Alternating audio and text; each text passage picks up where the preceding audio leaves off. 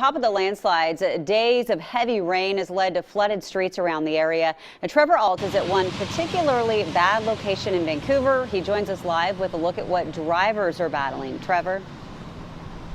Good afternoon, Jenny. I'm on State Route 503, just north of Northeast 87th. I want to give you a look at what these drivers are battling right here. Parts of this road are as much as 8 inches deep of water. See that truck as it drives through. I've been watching that for hours because this thing, it even has receded a bit, but this has just been a ton of water, and it's been up on the sidewalk too. If you look just over here on the grass, this is all black because it was part of the flooding. And I've talked to some of the people who work around here, and they say with this record rain we've seen all winter, this is far from out of the ordinary.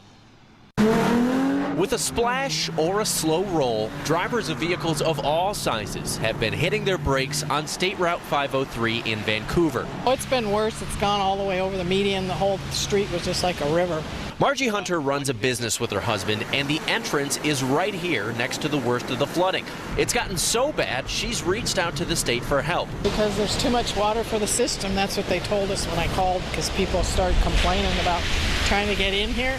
I'm told anytime Vancouver gets 2 or 3 days of rain in a row, the drainage system here is overrun, and this is the result. And while the state has put in some effort to keep the system clear, Margie says their efforts are having a hard time keeping up. Yeah, about 2 or 3 weeks ago, they came and cleaned out all the drains all the way up and down the street, and it started raining again, and it lasted probably 3 or 4 days.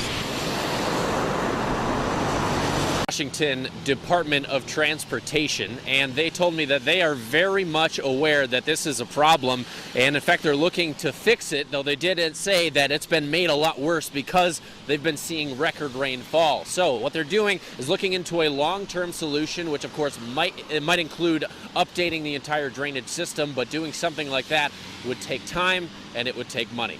Reporting live in Vancouver, Trevor Alt, KOIN 6 News.